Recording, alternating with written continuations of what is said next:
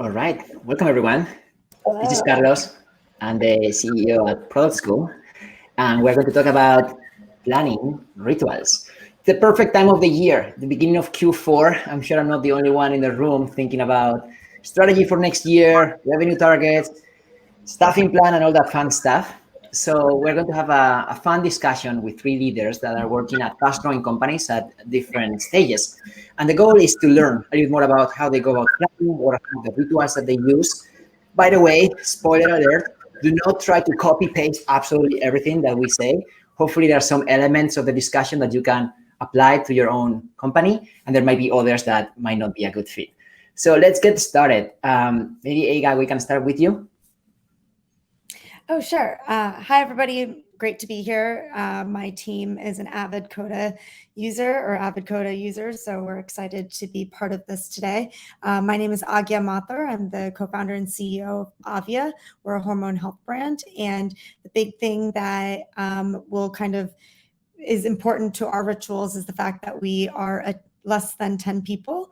And that's something that you'll see us kind of talk about over time, is like how we're really adapt based off of how big our team is, where we are in our processes and things like that. Cool. What about you, Rushabh? Hello, everyone. My name is Rushabh Doshi. I am the Chief Product Officer at Digit. On a day-to-day basis, that means that I support our engineering, product, and data science and user research teams. We are about a 100% company in the financial services space. We help people get financially healthier. And yeah, I'm very excited to be on this panel. Last but not least, we have Naveen.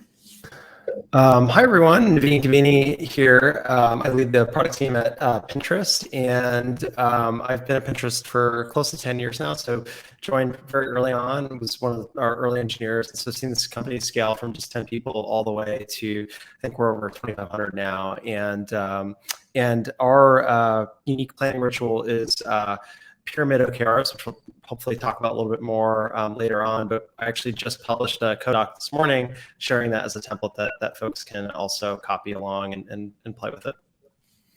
By the way, we're going to be dropping a link to a Coda document where each of you will be able to ask questions to our guests, and we'll make sure to block some time at the end of the discussion for that. But let's start from like actual rituals. So again, why don't you share a little bit more about what is your planning ritual, and then we can go from Rushabh and Naveen. Yeah, sure. So as I mentioned, we raised our seed round last summer and are fewer than 10 people on our team. And really, we got started and have evolved a bit over time.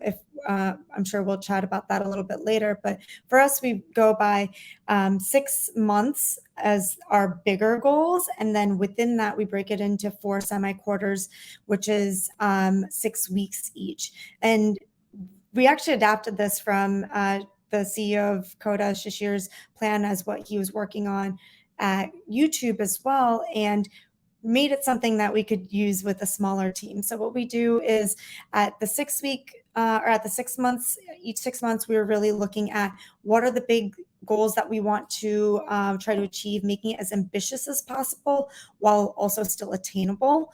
Then once we establish those 6 month goals, we're then looking at, okay, in the first 6 weeks, how are we going to break this up so that we can do smaller sprints? We call those our 6 week key results. So the 6 months are really where the objectives are. Then we're looking at the 6 week key results. And then for each of those key results, we also have initiatives. So when we think about the objectives being the what we're going to achieve, and then the key results of how we're going to achieve those, and then what are the steps we're going to take to then achieve those. And especially with us being a smaller team, we actually do break this down per team, but then also per person. So like a person owns each of the key results as well as each of the objectives, which works really well from our side. And also with us being an earlier stage team and me coming from a consulting background, something that we're extremely diligent about is how we're doing a lot of our nomenclature, what we're doing with our data, what we're doing with naming conventions, things like that. So I've also published our OKR planning document, so you can check that out in the gallery. But with that, we actually have a full page that's dedicated to, okay, if you're going to talk about number of people is different from the amount of something, or if you're going to be saying that you want something to increase, you have to give a very specific percentage. And here's how you think about percentages rather than numbers, and how we can think about each of those things. So definitely check that out and let me know if you have any questions about that as well.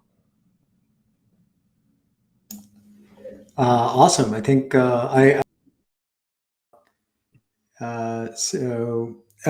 for us, again, as context, we're about 100 and some person company. The key thing behind our planning ritual, we do planning, we do broad strategic planning every 6 months, but then we really work in OKRs, and our drumbeat is quarterly OKRs that they're every 3 months. The key element of our planning ritual that is to us very important is our strategy letter. So every 3 months, the exec team will write a strategy letter that basically indicates the broad direction that we are going in for the next 3 months, and that kind of lays out these guardrails or these swim lanes, really, for various teams to then go and plan in. And then that strategy letter, it gets read by the teams, and then the teams go and do their team level OKRs that align broadly with the thematic elements that are set in the strategy letter. So we do this combination of top down broad direction setting, and then bottoms up team OKR setting, and then kind of everything comes together. We have a central Coda doc that basically lists out, per quarter, it's like, the strategy letter, and here are all the OKRs, and you can drill down into each team. And that's basically forms like the drumbeat for our entire company. The whole process is really straightforward and takes 2 to 3 weeks end to end. And we're very mindful, given our company stage, of like how much time we're spending in planning and kind of doing all the planning work versus doing like the work. So we try to really keep it short and constrained. And as a follow-up question, how many quarters ahead do you usually plan? That's a great question. So the strategic framework, we think through about 6 months, and then OKRs are done just 1 quarter ahead. Awesome. I can share our ritual. So once again, Pinterest, we're about 2,500 people, probably a little bit over that now. And similar to Rushabh's story of how they kind of start with a exec team letter, like we do the same thing during our planning cycle. So we generally start with what we call like a longer term mission and strategy, which is usually predicated on the order of like 18 to 24 months out of like, where do we see ourselves, our strengths, our weaknesses, where's the competitive landscape going? And we'll kind of author some strategic focus areas for the company. And so we generally operate on a yearly planning cycle. And so we'll come up with an annual plan for next year. We generally start around Q4. So right around right now is we're kind of just getting kicked off, and we'll kind of share a top-down view of kind of where do we want our focus areas to be over the next 18 to 24 months. Generally, it's an update to the last one that we published a year ago. So we make minor tweaks and additions. And then what we basically end up doing is using the OKR framework. And what I think is unique about our rituals that we've kind of built what we call Pyramid OKRs, which are effectively OKRs that cascade all the way from the company level down to the individual level. And so you can actually see that connection from an individual's goals to their team's goals to a strategic focus, all the way back up into that mission and that company strategic focus that we have. And so, and what we do is we basically plan for the Q4 period for next year, and then we generally check in on our progress in 2 forms. And so the first is basically on a monthly basis. We're usually checking in on the roadmap and our execution, understanding how we're doing, and then doing reprioritization and changes along the way. And then on a quarterly basis, we're looking at are a lot of our tactics and our roadmap actually leading to those longer term outcomes that we hope to achieve. And so that's usually done in a QBR format on a quarterly basis. And then we do yearly planning, as I said. So that's kind of our ritual and pattern. So Naveen, when you said that your team is, or your company is over 2,500 people at this point, and you are cascading OKRs, how do you make sure that you are involving different levels of the organization and keeping this kind of cohesive to make sure that everyone understands kind of the ultimate goal while also staying focused on their specific key results?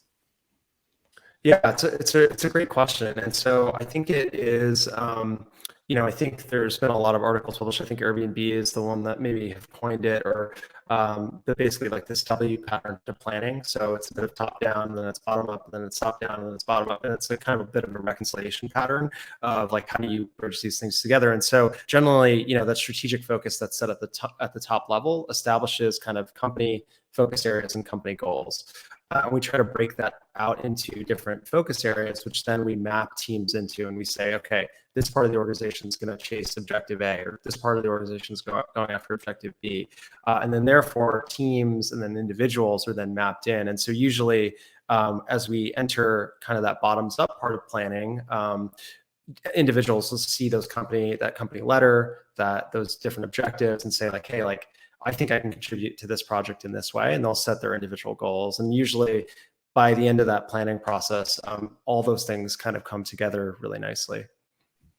One thing I heard from all of you is that, first of all, you're following some sort of OKRs and ritual, which I think is the baseline here. Everyone has some sort of plan, but at the same time, this plan is being revisited every quarter, every 6 months, whatever that might be. You guys have different stakeholders, potentially shareholders. Do you allocate some sort of allowance to, let's say, create like a stretch goal for the team, but at the same time, we're going to create a different goal for our board? Or how do you go about that? I can jump in on this one because I'm pretty passionate about this topic. I think if you look at kind of the history of goals and MBOs and OKRs and stuff, there at some point there is this break on whether there are these things called aspirational OKRs or committed OKRs. And the key difference is aspirational OKRs, and a number of teams at Google followed these process where the idea is that you're really setting a, we're going to go to the moon in this year, kind of like, this is an aspiration. We have no idea how to get there. And like, if we get to, a 70% score, that's like a huge success because we started and, went really far on something that we didn't even know we could do. And then there's this like committed OKRs, which is, hey, like, I expect this thing to be done. And, it's either done or not done. And so anything not done is not great. And we really need it to be done. And I think that there's a real, your organization can have a rift if, like, one part of the organization is working aspirationally and the other part is working in a committed fashion, because now you can't do dependency management, right? Like if I'm working aspirationally and I tell Naveen, like, yes, I will deliver this. And the real thing that I'm saying is, Naveen, I might deliver 70% of what I said I would deliver. And then Naveen goes and plans his thing. And now we're in trouble because I'd be like, I did a great job. I got a 70%. And he's like, dude, this doesn't work. And so which one is it? So I think both are great. I think at least at a company level, you really want to shoot for something like big, something that is inspirational, something that says like, we can make this much progress. But I think that it's at least like for the company to work, for people to be able to take dependencies on each other. I personally believe like very deeply in committed OKRs, where we are saying what we mean and we are trying as hard as possible to hit that OKR, and great success would be going over it and crushing it, but not kind of compromising it, because then it allows us to have great trust in each other and say like, this is what we're going to do. And it also helps us to get better as an organization. Like when we miss our OKRs, we're like, okay, why did we miss external things, internal things? Could we have done something? And then get better at it.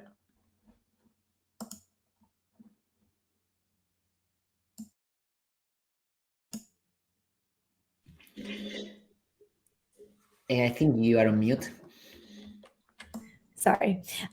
We take a similar approach of where we're really thinking about like, okay, OKRs are our big bets for the next 6 months, but they're what we're really committed to learning and improving.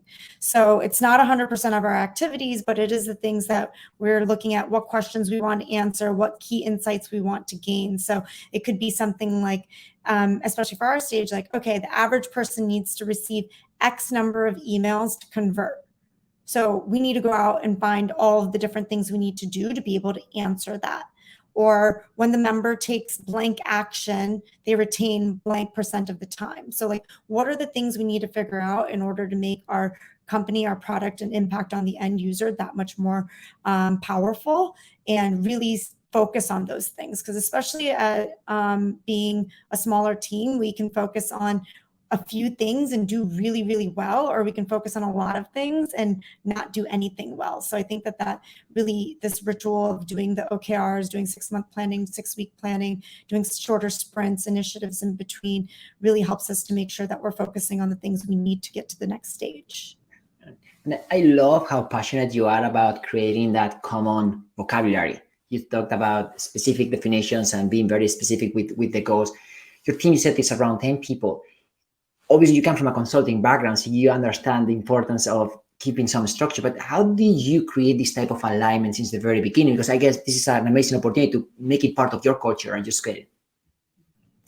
Yeah, it's something that as we got started as a team, it was just second nature to me. And I realized that it's not necessarily second nature for everyone, but it is something that when I was in consulting, I saw how when everyone knew that this is the way that we do things, it just made things much easier and everyone was much better aligned. And then also we saw the impact that had on our clients. So we started just talking about, okay, like these are things that we want to learn. These are things we want to be aligned on.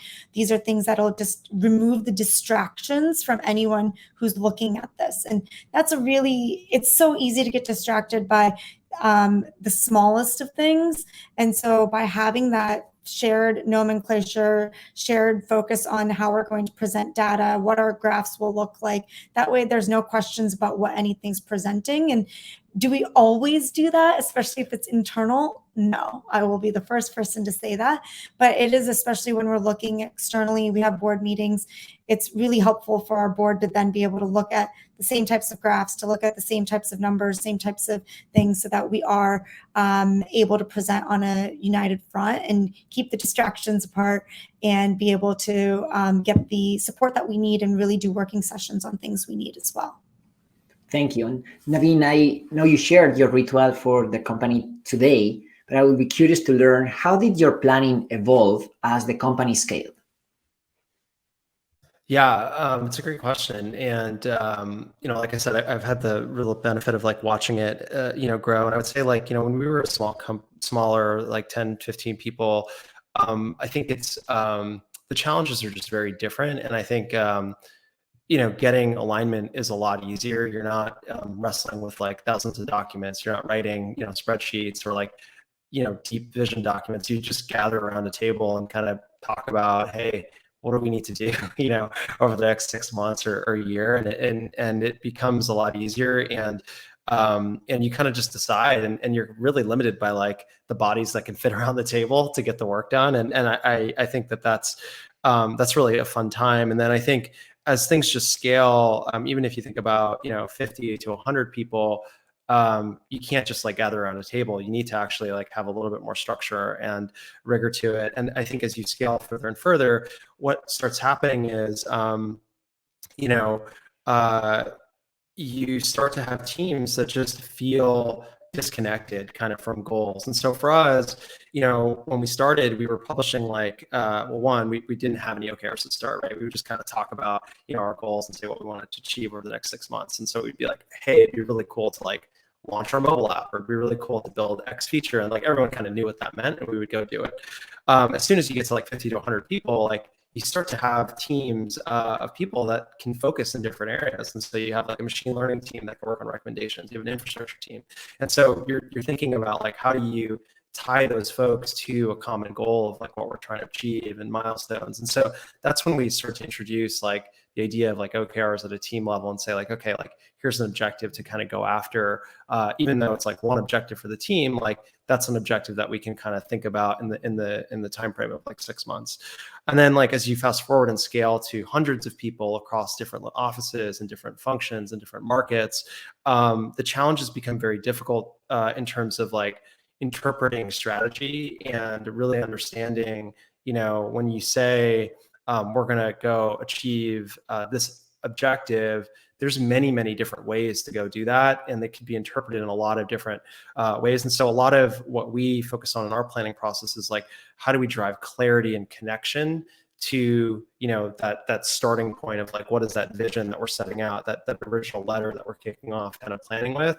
And so that's why in many ways we've crafted this Pyramid OKR template that folks can try out. But what it tries to basically do is start to cascade from a top line company level of setting a goal. How do you break that up into strategic focus areas? Then how do teams map to that focus area? And then how do individuals map their goals into that team? And so it's a system that works really well for companies that have that challenge at a larger scale. What I would say, like just openly, like I don't know if that's going to be what you need at a much smaller scale. I think it might be a little bit overkill. But as we've scaled, we've found that structure and that connectedness is really helpful for making people feel like they understand how their work really ladders into the overall mission of the company and what we're driving. And you know, my litmus test is like, if you can talk to a person on the team that's on the ground building product and really ask them, and if they could tell you like, hey, this is important, not just because of like achieving this metric or this goal, but they really understand the long-term connection of like what that feature thing that they're working on is going to contribute to 18 months down the road is like, you know, a test for success. And, you know, we don't always get it right, but that's like kind of the goal of what we're trying to achieve. And Rushabh, you mentioned your company is around 100 people. Have you noticed any change in the planning rituals already? You know, so I think, you know, what Naveen said resonates so much. I think that the way I think about planning rituals is that planning is a tool, and we use that tool to achieve great things as a group. And like any other tool, we are constantly evolving it, building it, changing it to suit our needs. And there's no like, you know, thing that is like, okay, this is like the golden planning ritual that everybody can use. It's like all of us are evolving our rituals, right?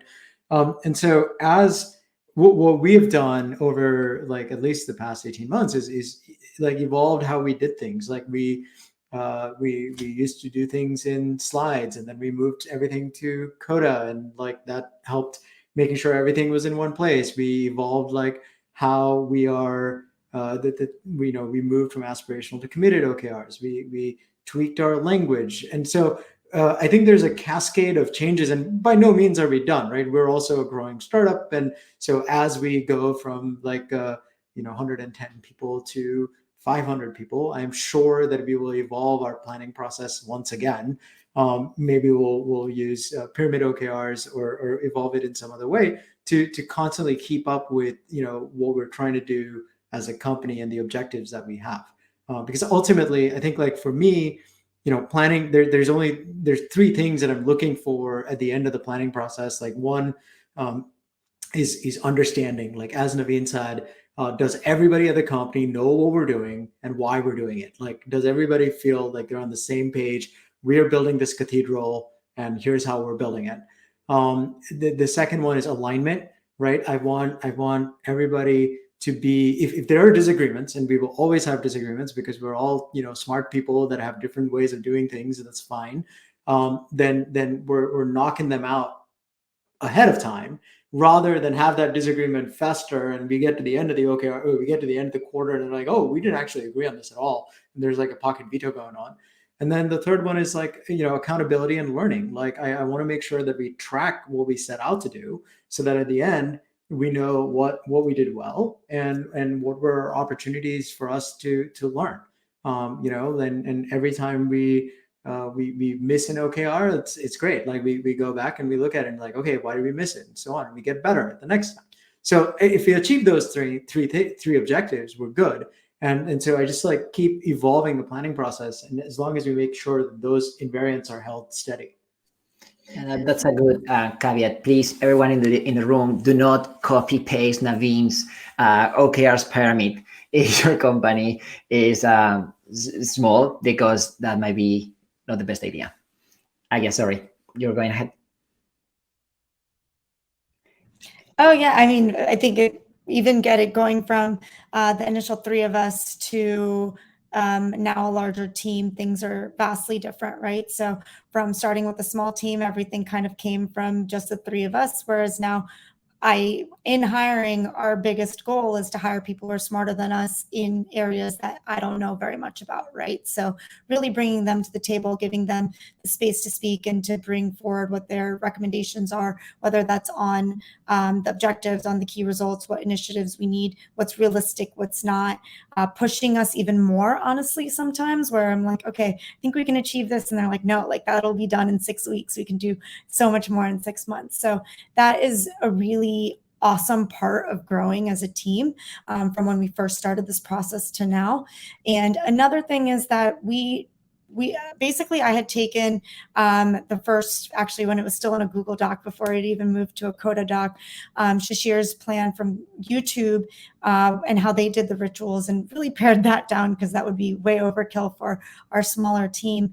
And what we did was then after the first 6 weeks, went back to the team, right? To say, hey, what's working here? What's not working here? What's clear? What's not clear? How could this process have been more crystal clear?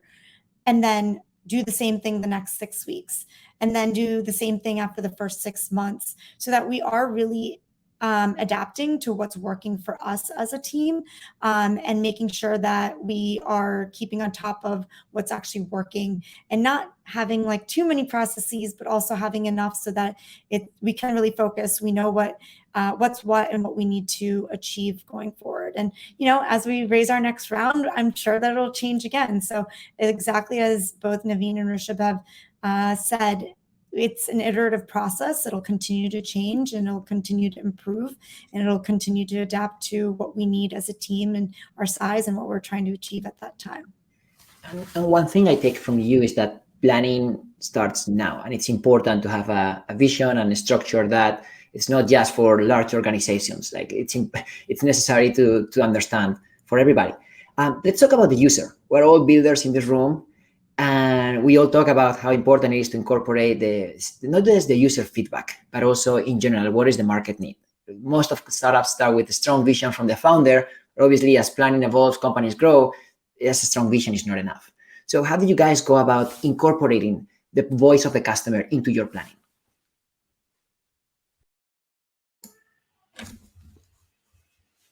I can take that. I think for us, we have different ways in our product development process of getting feedback from our customers, and we have different channels. And this feedback is quite continuous. So you have the customer support channels, you have our data science teams analyzing kind of behavioral data. You have our user research teams actually going out and talking to our customers and getting a better depth here. And for us, it's just it's kind of, I mean, if you heard Rahul's talk earlier, we're not quite at that level of sophistication, but in many ways we do use elements of what he described to continuously gather feedback. And so all of that essentially feeds into our product team, which then synthesizes it, understands it, and uses that to decide what are the next set of features or things that we're building, which then flow into the OKR process. We try to stay disciplined about what we're taking on every 3 months, but we're also, change is like an eternal thing, and so we don't let our process get in the way of doing the right thing. So we get a lot of feedback in the middle of the quarter that here's something that is incredibly important to do. We didn't actually put it in OKRs. That's okay. Like, we'll make space for it, and we'll go and like push other OKRs down, and you can almost think of it as an evolving stack rank.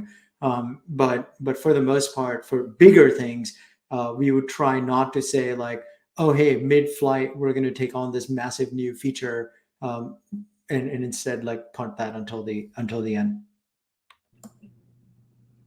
Similarly, we're extremely user focused, and throughout, we actually do. I know Rahul was just talking about his product market fit framework. We actually use that exact framework, thanks to one of his articles, and that's where, like, we've always had above the 40% very disappointed, but we're still always trying to bring more of the somewhat disappointed to the very disappointed and keeping up with what we should be working on next. So we do sometimes have entire objectives that we say, hey, like, we thought this was really important, but as we've added on exponentially more members and we see who's retaining and what the demand is for, we actually need to pivot a little bit. So throughout the entire process, we actually encourage our entire team to have moments of reflection, to really consider what we're prioritizing.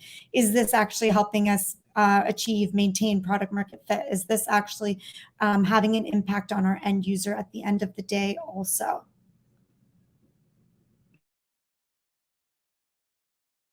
What about you, Naveen? Yeah, I mean, I think I would say I think it's a real-time process that's happening constantly, and I think it happens at different layers and levels. And so, meaning, at an individual team or feature-based level, like those teams are very astute to like customer feedback, and they're looking at reviews, they're looking at user feedback, and they're, if it's small tweaks to different feature launches or experiments we're running, they're real time working those into, their 2-week sprints or whatever model they're using. And then I think, for bigger new areas that we're like, hey, actually there's a customer need for this sort of feature and it's not on the roadmap today. Those are things that we would likely hold to just make sure that we're fulfilling like the commitments that we set out. And we use either monthly or quarterly check-ins to basically evaluate shifts to that roadmap. But like generally we'll try to continue to commit to what we've said we're going to do. And then at the time of reprioritization, we'll evaluate those bigger shifts. So that's kind of how we do it. I remember when I was getting started, I would get feedback directly because someone would call me or message me. I can only imagine what must be at Pinterest as a SVP of product. Like, what does it take for a customer request to kind of bubble up to your level and be considered to be changed, to be added to the plan? I mean, I spend a lot of my week actually looking at customer feedback, talking to customers. I'll get, calls and Ben, who's one of the founders of the company, his mom is actually like super power user, really was like one of our first big creators on the service. And like, she'll, send him, a screenshot, an email, and on a Sunday morning, he'll like forward it to me and be like, hey, like my mom's still having this problem. Like, can you fix it? And like, it's painful for me, but sometimes I have to say like, hey, Ben, like we've got this priority right now. We've got to wait, for this point. But if it's a small bug, like we go and fix it. But for a new feature request, we'll wait. But yeah, I think part of our jobs as product leaders is to always be really in tune with customer needs. I think that's part of the job. And so I spend a lot of time doing that. Love it. And I'm going to keep using that power move next time I find something on Pinterest. So, finally, we know that according to the theory of OKRs, goals are either accomplished or not. But the reality is different. So I'm sure you've created this perfect plan. It's in motion. And then we can identify that there are certain areas that are just not going to happen. And this can be identified at an individual level. So how do you go about really addressing the specific situations when a particular team member is not going to hit their goal? Yeah, so I can share how we think about it. So like I said, we look at OKRs generally, we look at the roadmap on a monthly basis. So that's like execution, trending to plan or not. Like, so it's usually like on a deliverable basis, like are we shipping this feature on time? Is everything coming together? We look at like have those tactics move the actual metric or outcome on a quarterly basis. And so and then generally, like I think it falls into a few categories, right? Where it's like, hey, outcome is right, tactic may have been wrong. And so like, let's try, a different way to achieve that goal. Another one could be organizationally, like, hey, like we didn't set up the team to succeed in the beginning. And so like we didn't give them enough resources, we put them on the wrong path, whatever the reason may be. And then third is like, hey, like maybe we had the wrong people for for the job, you know? And so like generally, like I found like those are kind of the three reasons that we kind of, and then we try to have a very honest and open discussion at a quarterly basis of like what's gone wrong. And it's in a very like blame-free way. We try to do it in a truly like blameless, like kind of retrospective of like, okay, like what did we learn from this, and like how can we adjust going forward, and then we make whatever changes it may be if it's one of those reasons, and it could be something totally different, but that's how we generally do it. And then the only thing I would point out is I think you know, we were talking earlier about like must hit deliverables and maybe not, and so what we try to do is be really clear up front on like when a number or deliverable or feature has to be done, or like, you know, because in the OKR format, generally people are saying like, hey, set ambitious goals, have 70% confidence, but there's certain goals that you can't do 70%. You have to deliver 100%. And so, and those are areas where we try to keep that accountability as well. Anyone else wants to share a story about like how do you go about you identify that a team or an individual is not going to achieve their planned goal? I can go. I mean, you know, again, so much of this is so dependent on company stage and size and stuff. For us, I think we are small enough that we can actually. So we have like essentially our product roadmap then becomes like this stack rank of things that we're building, and we are small enough that we can do like a weekly heartbeat meeting. Which is, you know, we get into a room and just quickly go over like, hey, what got done, what's coming up. And we're small enough and we've gotten efficient enough that we can do this in 30 minutes across a company and get it done. And the central thing is, you know, again, Coda doc. We have a Coda doc. Everybody just goes in and you know, types out their updates. We kind of know what's happening every week. And that kind of gives us a very clear trend line of how projects are progressing or not progressing, or new things are coming in. We also do a monthly check-in. Our check-ins are super lightweight. We just have like a red, yellow, green, and you know, people can just go like quickly tag up red, yellow, green. Takes like 10 seconds to do it. And when things are not tracking, we look into, okay, do we want to abandon this? Is there something we can do to course correct? Or what is to be done? I think the most important thing is that we get to the end of the quarter, we take a quick look. We take a deep look at what we did in the past quarter, and kind of use that to figure out like how we can do better in the following quarter. And essentially, that's our key thing that we use to iterate. Cool. Well, let's talk about roadmaps.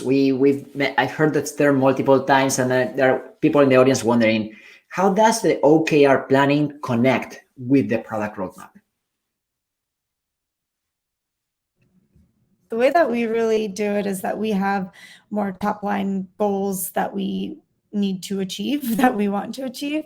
And then we take a hard look at what has been requested by our members, what has been requested by people who are not members. We're like, hey, I would join if you could also do this. And then do they align though, right? So if one of our big objectives is, hey, like we need to maintain this type of growth, do we think that this is going to help us achieve that? Or if we want to increase onboarding retention from X to Y, is this going to help us achieve that? Those types of things. So that's pretty high level, but we do really look at it of, is this, our roadmap does shift based off of what we're trying to achieve. Yeah, we similarly, I think we basically, you know, set objectives, and an objective might be like, hey, we want to grow the amount of users that use a specific feature. And then our roadmap generally is made up of like different tactics to move that objective. And so the roadmap is kind of like different experiments, different things we're trying. Sometimes it is a concrete deliverable, but a lot of times it's like actually a lot of things we're doing to learn along the way. Awesome. Hey team, thank you so much for your time and for being so open about sharing your rituals. I want to invite everyone else to share some of these docs on the companion doc that the Coda team is going to be sharing. Thank you everybody for being with us. I hope you enjoyed this panel. Thank you everyone.